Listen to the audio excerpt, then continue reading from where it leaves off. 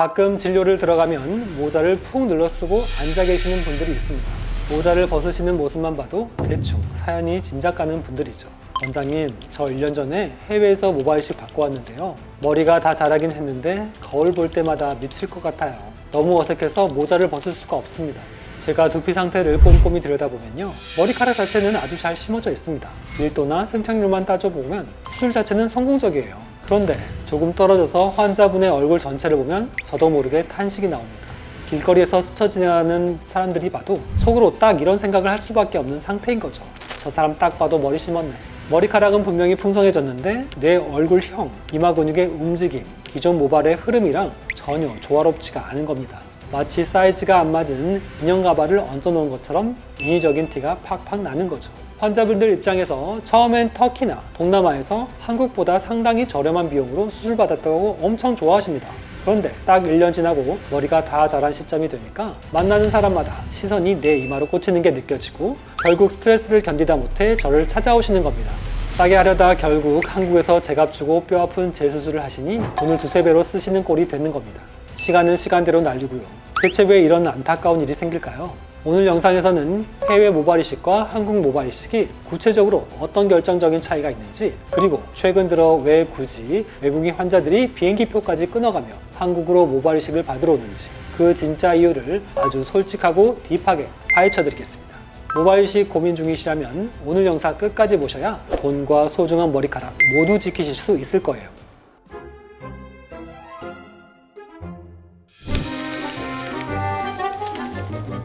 모발이식을 조금이라도 알아보고 커뮤니티 같은 곳을 둘러보셨다면 터키나 동남아는 수술비가 진짜 싸다, 패키지로 가면 여행도 하고 머리도 심고 일석이조다, 이런 이야기 한 번쯤은 들어보셨을 겁니다. 실제로 터키 같은 나라는 전 세계적으로 모발이식 수요가 엄청나게 몰리는 이른바 모발이식의 공장 같은 곳이 되었습니다. 왜 유독 특정 나라들이 이렇게 말도 안 되는 가격 경쟁력을 갖추게 되었을까요? 우선 국가 차원에서 의료 관광을 전략 사업으로 엄청나게 밀어줬기 때문입니다. 2000년대 초반부터 정부가 시스템을 정비하면서 공항에 내리자마자 픽업부터 시작해 5성급 호텔, 통역, 그리고 수술까지 한 번에 끝내는 완벽한 풀 패키지 모델을 완성한 거죠. 환자 입장에서는 신경 쓸 게 하나도 없이 돈만 내면 되니까 끌릴 수밖에 없습니다. 여기에 유럽의 답답한 의료 환경도 터키가 선장하는 데 큰 몫을 했습니다. 영국이나 유럽 국가들은 공공의료 시스템이라서 탈모 치료나 수술을 예약하려면 6개월에서 1년씩 대기하는 경우가 허다합니다. 그런데 비행기 타고 몇 시간만 터키로 넘어가면 대기 없이 바로 수술이 가능하고 가격도 본국보다 비교도 안 되게 저렴하니까 유럽 환자들이 대거 유입된 겁니다. 게다가 최근에는 터키 리리화 가치가 폭락하는 경제적 요인까지 겹치면서 체감 가격이 더 싸진 거죠. 한국 분들에게도 한국 수술 비용의 3분의 1 정도의 저렴한 가격이니까 엄청난 메리트가 보일 수밖에 없습니다. 하지만 문제는 바로 여기서 발생합니다. 이런 폭발적인 수요와 저가 경쟁 환경이 결국 헤어밀이라고 불리는 공장형 시스템을 만들어냈다는 겁니다. 헤어밀이란 높은 환자 수를 처리하는 대량 생산형 모발이식 병원을 뜻합니다. 하루에 많게는 10명 이상의 환자를 동시에 수술하는 구조가 되면서 의사는 단순히 상담과 디자인만 하고 재치와 이식 등 핵심 단계의 실제 수술은 보조 테크니션들이 수행하게 되는 경우가 발생하기도 합니다. 물론 모든 병원이 그렇지는 않겠지만 많은 의료 관광객이 저렴한 비용 때문에 몰리다 보니 일부 병원이 공장형으로 운영되는 사례가 생겼습니다. 이런 시스템의 가장 큰 맹점은 명확합니다. 빈 공간에 머리카락을 빽빽하게 채워넣는 심는 기술은 뛰어날지 모릅니다.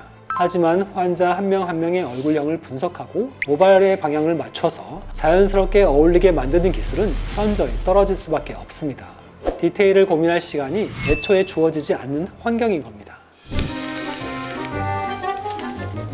단순히 가격이 저렴하고 패키지가 편하다는 장점 이면에는 의사로서 절대 간과해서는 안 된다고 생각하는 치명적인 의학적 리스크들이 존재합니다. 가장 심각한 문제는 바로 후두부 남용입니다. 이게 정말 무서운 건데요. 우리 뒷머리에 있는 모낭, 즉 머리카락의 씨앗은 무한대로 계속 자라는 게 아닙니다. 평생 살면서 딱 한정된 횟수와 양만 뽑아서 쓸 수 있는 일종의 내 인생의 비상금 통장 같은 겁니다. 그런데 아까 말씀드린 공장형 시스템에서는 환자의 10년, 20년 뒤 탈모 진행 상황을 깊이 있게 고려하지 않는 경우가 많습니다.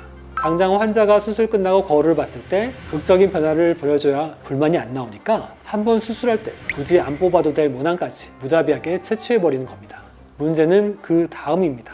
나이가 들어서 정수리 쪽 탈모가 더 진행되거나 앞머리 디자인이 너무 인위적이어서 재수술을 하고 싶을 때가 반드시 옵니다. 그래서 한국 병원을 찾아와서 두피를 열어보면 이미 터키에서 건강한 모낭을 다 뽑아 써버려서 비상금 통장이 텅텅 비어있는 겁니다. 진짜 재수술이 필요할 때 쓸 카드가 한 장도 남아있지 않은 비극적인 상황이 되는 거죠. 자, 여기까지 들으시면 이런 합리적인 궁금증이 생기실 겁니다.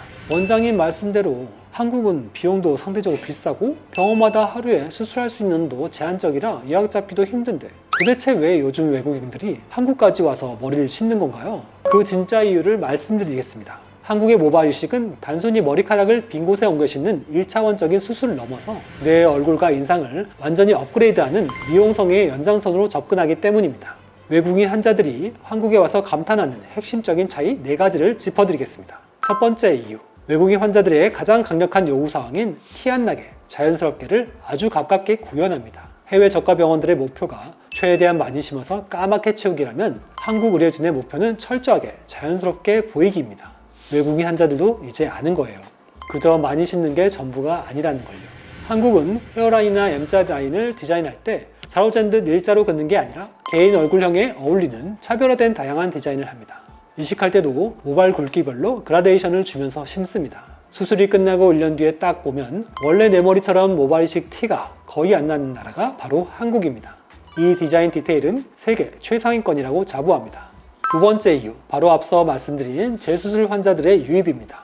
터키나 다른 나라에서 이미 한번 저렴하게 수술했다가 실패를 겪은 환자들이 복구 수술을 위해 한국을 찾습니다. 라인이 너무 인위적이거나 밀도가 듬성듬성하거나 머리카락 자라는 방향이 제각각이라거나 이런 분들은 이제 비용이 문제가 아닙니다.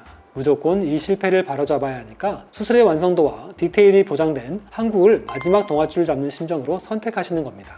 다만 재수술이 무조건 다 되는 것은 아니기 때문에 전문가의 진료가 먼저입니다. 세 번째 이유, 동양인과 서양인의 모발 차이에 대한 압도적인 이해도입니다. 이게 굉장히 중요한 포인트인데요. 서양인은 모발이 얇고 구불구불한 웨이브 형태가 많습니다. 반면 우리 같은 아시아인의 모발은 두껍고 빳빳한 직모가 많습니다. 이런 직모는 밀도만 빽빽하게 채운다고 예뻐지는 게 아닙니다. 심는 각도를 1도만 잘못 잡아도 머리카락이 빗자루처럼 앞을 향해 툭 솟아올라 버립니다. 앞머리를 까고 싶어도 뻗쳐서 올릴 수가 없게 돼요.